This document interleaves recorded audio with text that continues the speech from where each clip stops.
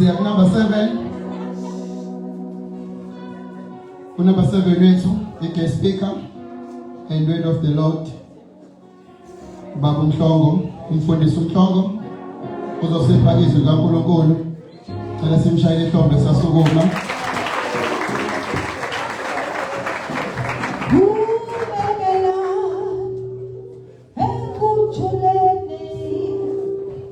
Uyalalela aphendule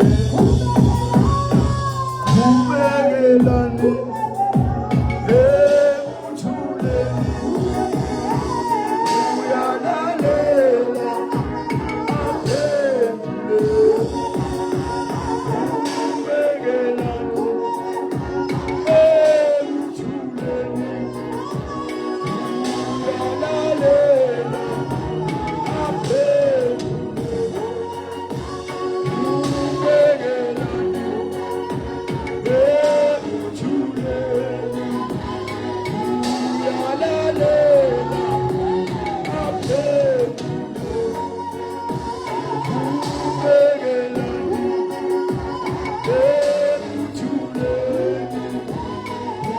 uyalalela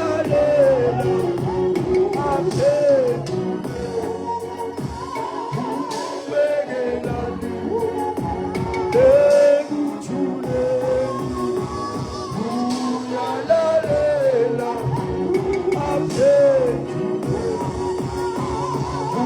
ubekelane ekuthule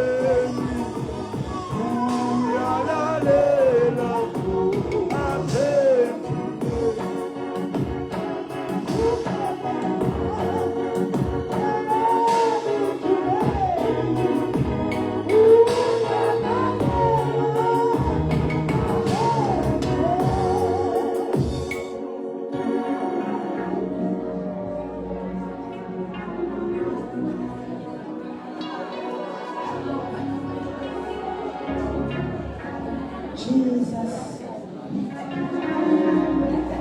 Sithanda ukuthatha leli thuba sibingelele kwelihle igama lomfelo wethu uJesu Kristu waseNazaretha.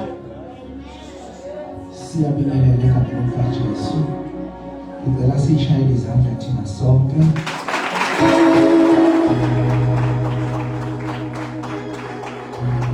Utshele seduze kwakho ukuthi waze wamuhle.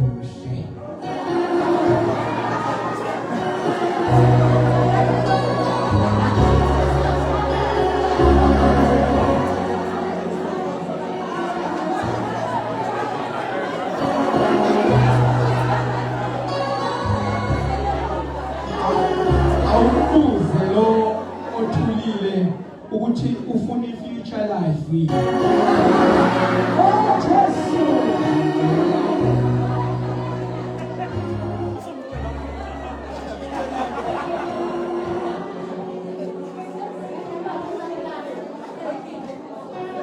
Wathi umfundisi thisha omkhulu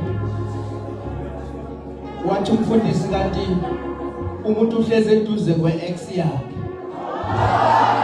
Wathi awutshela umakhelwane athi akukapheli.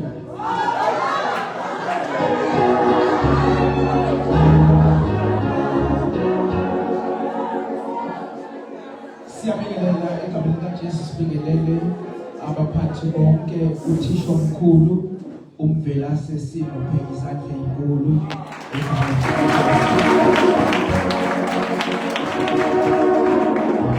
SGB sihloniphe futhi nakhona siphi izandla ezinkulu. Bese si-observe i-protocol egameni likaJesu. Ngicela ke siphuthume ezwini lenkosi kafishane. Ngifuna sikhulume ngesihloko sithi don't squander your opportunity. Awutshele useduze kwakho ukuthi don't squander your opportunity. Ngiyabona ukuthi usukhalile, usuyihlephulile, uyihlephulile. Uyikala manje uyayimosha kumanje. Tell me don't squander your opportunity. Ngicela sivule izwi lenkosi encwadini kaNehemiah chapter number 2. Sizoqala ukufunda kuverse number 4. Nehemiah chapter number 2. Sizoqala ukufunda from verse number 4. Yayisithi inkosi kimi, ukhala ngani? Ngase ngikhuleka kuNkulunkulu wezulu. Ngathi enkosini, uma kukuhle enkosini, uma inceku yakho ifumene umusa emehlweni akho, ungivumele ukuba ngiye kwaJuda emzini wamathuna obaba ukuba ngiwuvuse. Inkosi yathi kimi, inkosikazi ihlezi eceleni kwayo, uhambo lwakho luyakuba isikhathi esingakanani, nokubuya kuyakuba nini na? Kwaba kuhleke enkosini ukuvuma ukuba ngihambe, ngayitshela isikhathi esithile. Futhi ngathi enkosini, uma kukuhle enkosini, manginikwe izincwadi kubabusi phesheya komfula, ukuze bavume ukuba ngidlule ngize ngifike kwaJuda, kanye nencwadi kuAsafa umlindi hlathi lenkosi ukuba anginike imithi yemishawo yamasango enqaba ehlangene nethempeli. God bless our food in Jesus' name. Amen. Hallelujah. Amen. Awuphinde futhi ukuthi don't squander your opportunity.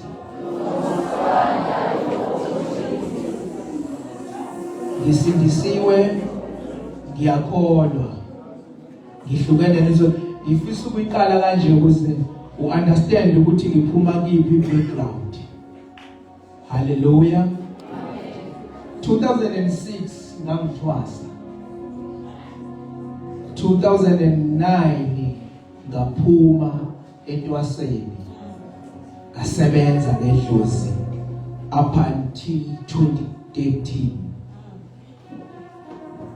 Bengisebenzela la eNtuzuma eNtuzuma ngasegarage kwaNozaza kwaJi. Nginabathwasa, asindiswa amabili. Hallelujah. Ngifuna uhambe nayo nje le background ngoba ngiyazi izokusiza somewhere.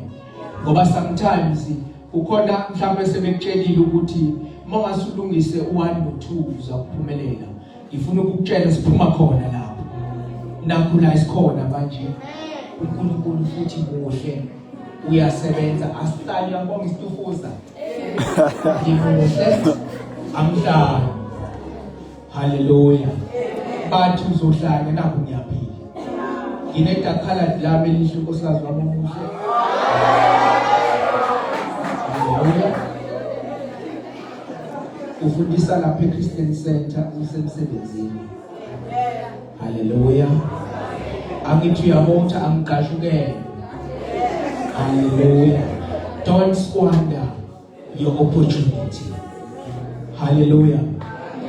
Kunamaphuzu ambalwa engifisa sikhulume ngawo. Iphuzu lokuqala engifuna sibheke bese siyahamba. When the opportunity comes, when the opportunity means preparation. Hallelujah. uNehemiah lo esifunda ngaye umfana nje omncane, umntwana ophume ekuthunjweni. Hallelujah. Umntwana imuve sengasekho, umntwana ikhaya eliphelile, wathunjwa yena. Lithi iBhayibheli utheme ethunjwa wafika lapha wabamba ithuba walibambisisa. Kwi-background aphuma kuyona engekho right.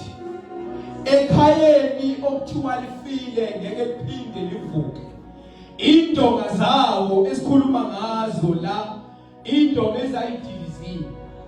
Kodwa lo mntwana uthe uma ngabe wathola ithuba lokuba ukhetheka emzini wenkosi. Uyena oyihambisa itiye inkosi mayifuna itiye. Uyena oyihambisa ukudla uma inkosi ifuna ukudla. Wayehlezi esemehlweni enkosi. Kanti inhliziyo yakhe isekhaya. Noma esephumelele ehlezi kahle. Wangaba nandaba ukuthi mina ngihlezi kahle kodwa waba worried ngabantu basekhaya. Ukuthi baphila kanjani ekhaya. EJerusalema bakusiphi isimo. Hallelujah. Thanoma uqhamuka ithuba walibamba ngezandla zombili. Mayibamba ithuba washo ukuthi libanjwa umuntu prepared. Libanjwa umuntu ready for anything. Ngoba umuntu prepared noma ngaqhamuka ini abhekene nayo. Ngenxa ukuthi mindset yakhe uyishintshile. Mindset yakhe mind yama-winners. Have a mind yama-winners. Hallelujah. And purpose in your life. Ngoba umuntu we-purpose awukwazi ukumvalela. Ngoba une-purpose. Ngoba bathatha amadoda amane abanokhobo. Amadoda arejectwa ifamily. Angagcina ngawurejectwa ifamily mkhize aphinde arejectwa nayi-community. Hallelujah. I-community ayirejecta lamadoda athi mayihlezi ashera isimo noma bani wathi isikhumba sakho simhlophe wathi noma isikhumba sakho simhlophe. Angazi noma waba yini sesimeni la. Hallelujah. GNF la okwazi khona ukushayela khona inkinga nomunye umuntu kube isimo esifanayo. Hallelujah. Uthi uxoxela umakhe ethi nami le nto iyangihlupha ekhaya. Labo bantu barejectwe ifamily ngenxa yesimo abangayi-invitanga ukuthi babe kusona. Kodwa bayithuke sebephakathi kwazo. Le-community abayakhele i-neutral A yabarejecta. Yathi anikwazi ukuhlala kulo mphakathi nina lokhu kufa. Ngenxa ukuthi laba bantu babe ne-purpose. Umuntu one-purpose noma ngabe engarejectwa. Umuntu one-purpose noma ngabe ungamthakatha. Umuntu one-purpose noma ngabe ungambophela. Kodwa akaboshelwa kuleyo ndawo because une-purpose. I-mindset yakhe ishintshiwe. Ukuthi angizofela la. Angizohlala la. Hallelujah. Bathi sihlalele lapha size sife na. Uma ngabe sihamba siye eSamaria nakhona sizofika sife. Uma ngabe sihlala la futhi nakhona sizo. I-option ababenayo kwakuyi-negative yaphela. Jesu. Kwakukufa kuphela kwayingekho into abasebenayo kwakukufa ababenayo. Lithi iBhayibheli bahlangana. Bathi sihlalele lapha size sife na. Jesus. Ngenxa ye-purpose. My God. Hallelujah. Bathi asahambe siye eSamaria. Hallelujah. Kanti la eSamaria lapho umphakathi obarejectile umphakathi nawo ulambile ukudla unawo. Jesus. Urejectela aba ngenxa yesifo kanti nabo balambile. My God. Hallelujah. Iyaqala lento because umuntu ozoba feeder abantu ababarejectile abantu abawu4. Ngoba laba bantu obarejectayo empilweni yakhe ibona abantu abazoba ikusasa empilweni yakhe. Jesu. Laba bantu ekhaya bebebukela bengelutho ibona abazoba ikusasa ekhaya. Jesus. Laba bantu bebefunda ngekhandlela ibona abazoba ikusasa ekhaya. Jesus. But don't squander your opportunity. Wow. Hallelujah. Ungasongi, ungahlephuli, ungalwaste. Hallelujah. Asizo Paul uthi chapter number 5 Ephesians verse number 15.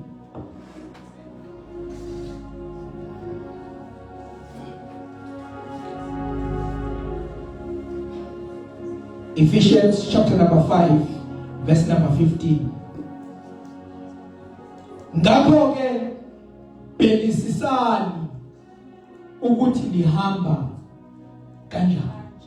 Umuntu onephupho, umuntu wephupho kufanele ubhekisise ukuthi uhamba kanjani.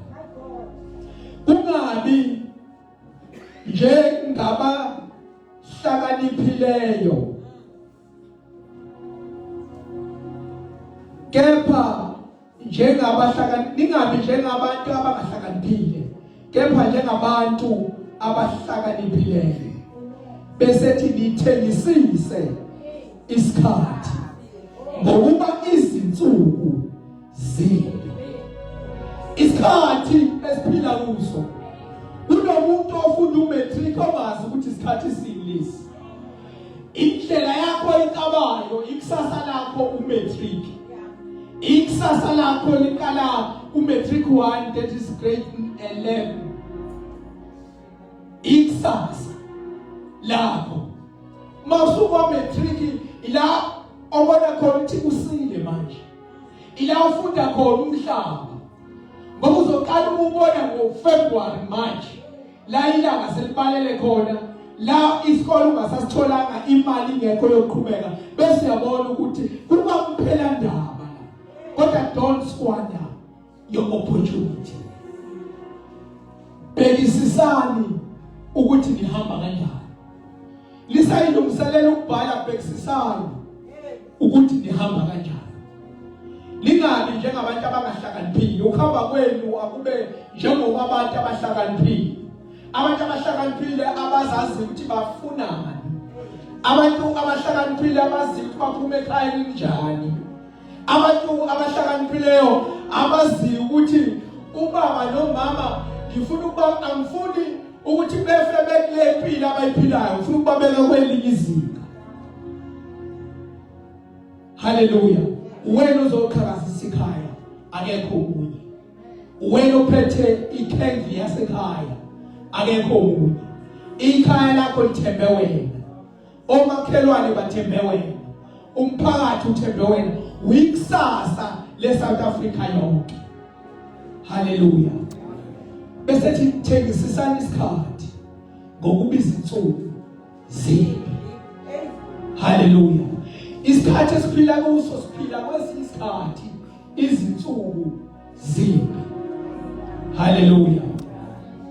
Izinsuku zimbi. La okuzothi mawune data kungabi idatha lokuthuka abantu kuFacebook. Kodwa idatha lakho kube yidatha lokuthi ungene kuzo zonke izindawo okufanele ngabe ungena kuzo for ukufuna umsebenzi nokufuna amathuba angcono empilo yakho. Hallelujah. Don't squander your opportunity. Thengisisana isikhathi ngokuba izinsuku zimbi. Ake sizwe umshumayeli ukuthi uthini yena. Hallelujah. Incwadi eya uthema ibhala lencwadi uSolomoni kuthiwa wayesesemdala.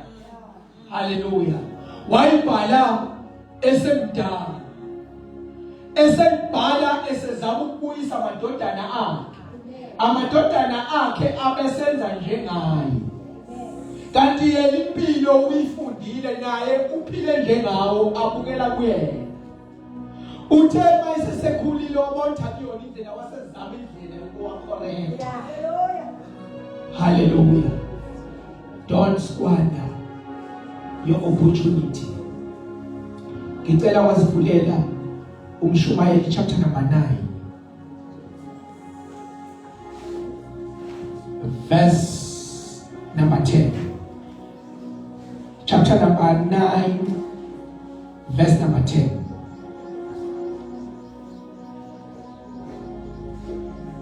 Anybody? Ngoba la engibeke khona inetwork ayivume kahle.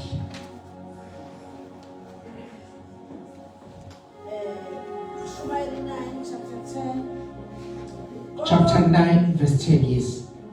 Bonke isandla sakho esikufumanayo Into ezokulekelela konke isandla sakho esikufumanayo.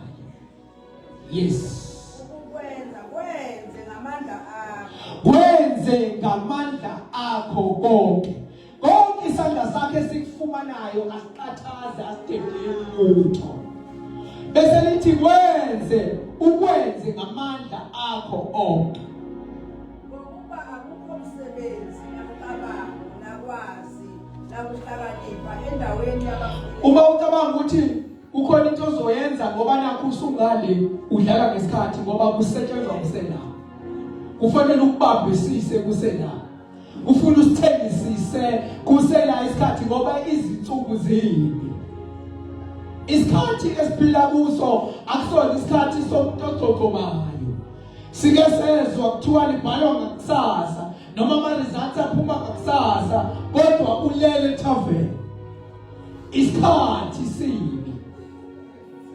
Umphethe ezoqala iphepha kodwa umzali wakhe eqale ngenyembezi. Isikhathi esiphila kuso.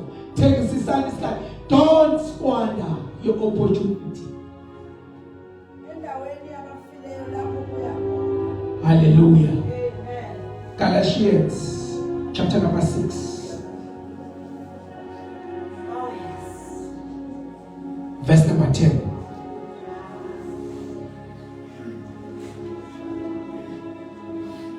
KwabaseGalatia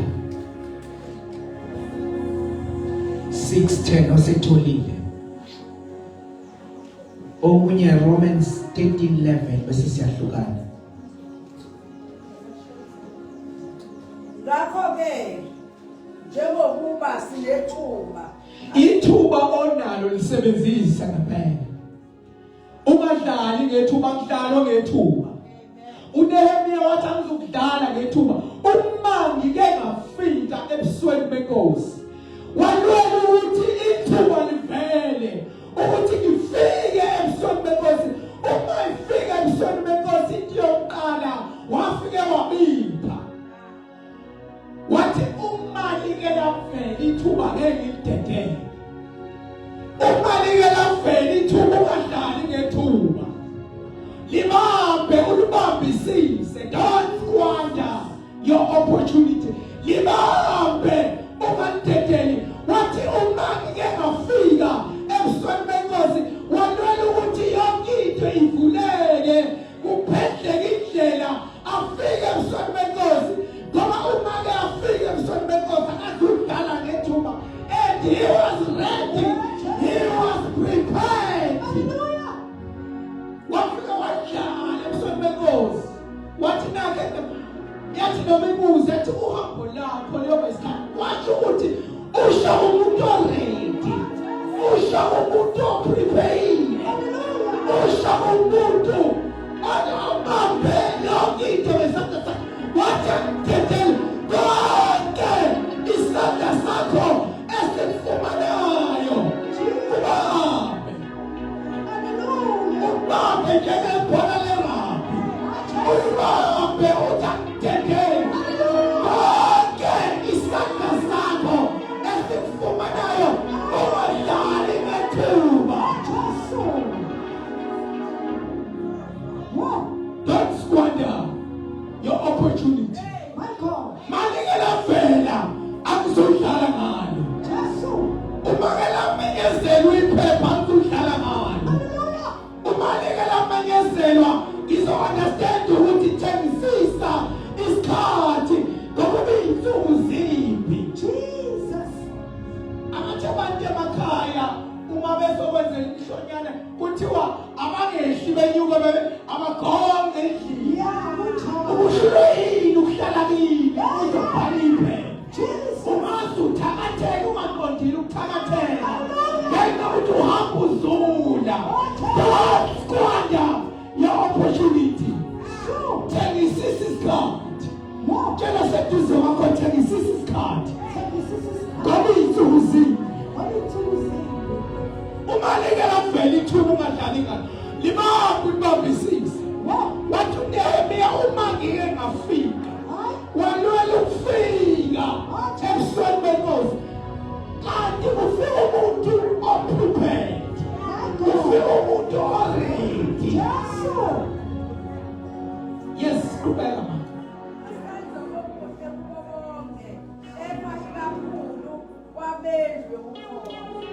awuphinde futhi. Asenze okuhle kubo bonke, kepha ikakhulu kwabendlu. Awuqala eqaleni.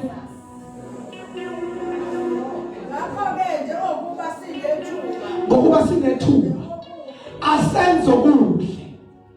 Ngokuba njengoba sinethuba. Romans 13 verse number 11. oh yes, Don't squander your opportunity. Yenzani lokhu njengokuba nathi isikhathi ukuthi sekuyihora lokuba nivuke ebuthongweni. Awuphinde futhi verse number 11. Yenzani lokhu njengokuba nathi isikhathi ukuthi Kukhona umuntu ongazi isikhathi silesi. Kungenzeka ukuthi 3 a.m. such a wake up. This is a wake up call. This is a wake up call. Siphelile isikhathi. Ayawuphinde sento sami. Yes. Yenzani lokhu njengokuba nathi isikhathi ukuthi sekuyihora lokuba nivuke. Sekuyihora lokuba nivuke. It's 3 a.m. Isikhathi sokuyavuka manje. Umthombo uphelile isikhathi sokuvuka manje. Kuphelile ayisekho ijikele kumva. Njengamanje kumuntu oprepared.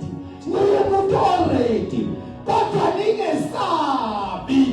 Ngokuba mina ngicela Ngokuba manje insindiso isisondele kithi kunaleso isikhathi esaqala ukukholwa ngaso. Hallelujah. Don't squander your opportunity.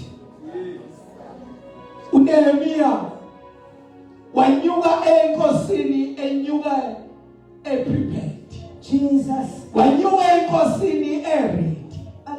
Wanyuka enkosini engazi ukuthi inkosi izothi ifuna. Uthe ithe inkosi mayithi nanti ihlathi. Wathi wenkosi into engicela ungigrade ipermission yokuba ngidlule ngiye ehlathini ngiyogawula. Lo muntu ready Moses. Lo muntu prepared. When the opportunity meets the preparation.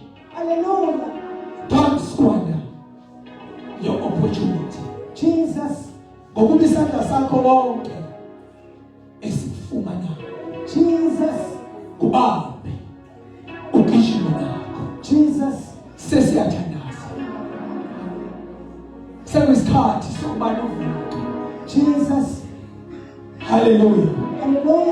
Ngoba awuzuhamba ngamandla akho. Njengamanje uzoqala indima yokuba mdala.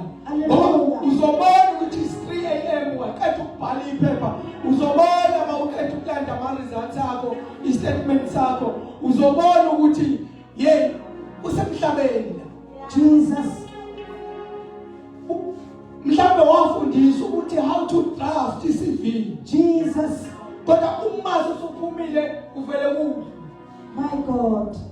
Hallelujah. Uma sithi don't squander your opportunity. Sikhazi ukuthi ithuba lonke liqhamuka libamba ngezandla.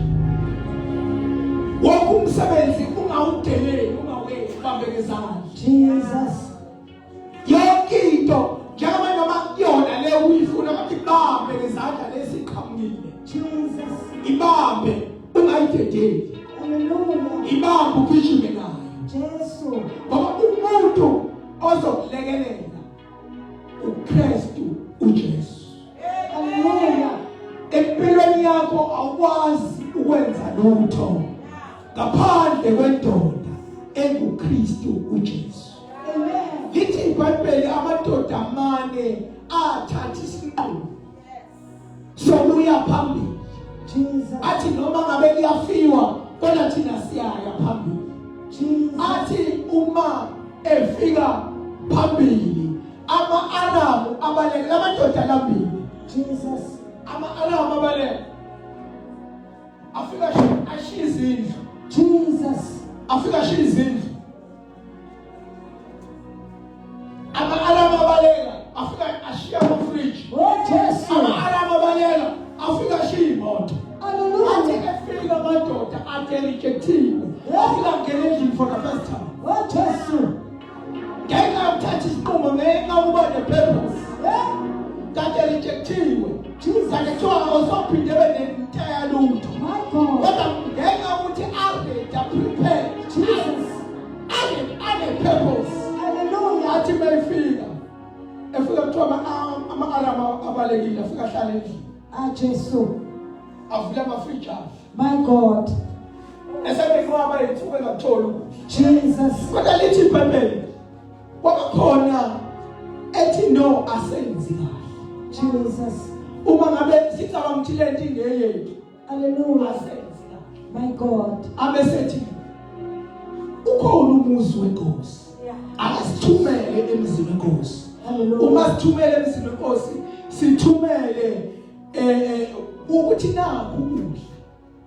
Bazalwane, leli ivangeli ngifuna ukupho ukuphonsa internet. Jesus. Let us share the gospel. Oh, yes, Lord. Akulona lethu sonke. Kodwa thina lasisiza. Thina lasiphumelelisa. Njengoba ngoba ngiqale ngebackground yami, ngifuna ukubona ukuthi izinto ekhaya zayibopheke kanjani. Ngaba umuntu oqala osindiswayo, kodwa ngaba umuntu oqala ovinyako. Hallelujah. Imfundiso iyavula amehlo. uJesu uyayisiza intombi. uJesu uyayisiza insizwa kade ibhayisa. Jesus. uJesu uyayiqoqa ingane. Hallelujah. Noma usukala ukulalela ivoice umfana noma usukala kwangathi ngiyayizwa lento eshiwo uSipho kumina. Jesu. Kodwa uJesu mangafika empilweni yakho nomsa vele niqaqeke. Nangu uJesu esizokhuluma ngaye. Jesus. Nangu uJesu wayisiza impilo yethu.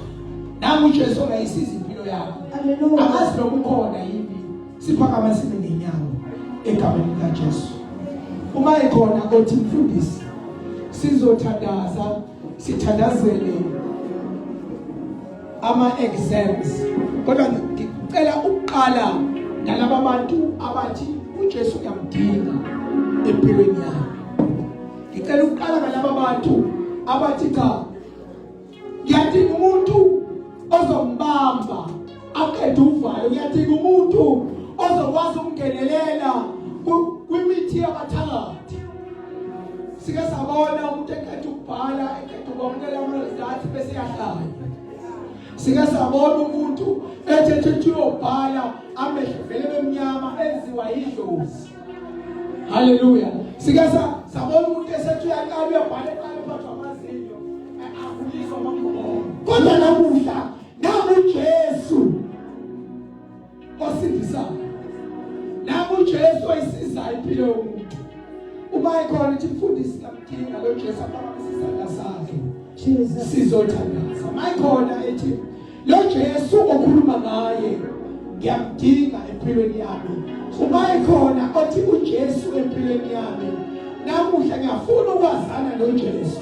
Ngiyafuna ukungenelela kaJesu empilweni yami. Ngiyafuna uJesu odlula abathakathi. Ngiyafuna uJesu ozodlula imithi yonke ebhekene nayo. Uma ekhona phakamisa isandla sakhe. Sivala amehlo sonke. Esethatha istep. Esathatha amadoda amana noqhobo. Athi ngeke sife. Sihlezi sidlaleleni lapha size sife. Ngifuna ukuthi mawufika kini ufike usuphethe uJesu. Ngifuna ukuthi mawungena kwi-exam ungene usuwazana noJesu. uJesu ophana ukuhlakanipha. uJesu ovula ingqondo. uJesu ovula imikhonto. Kasi uJesu yapray. Nangu uJesu namuhla. Uma ekhona uthi lo Jesu ngiyafuna thatha isinqumo sokuza phambili. Njengamadoda ephethe umxholo. Uze phambili sikubeke izandla egameni likaJesu. Angekho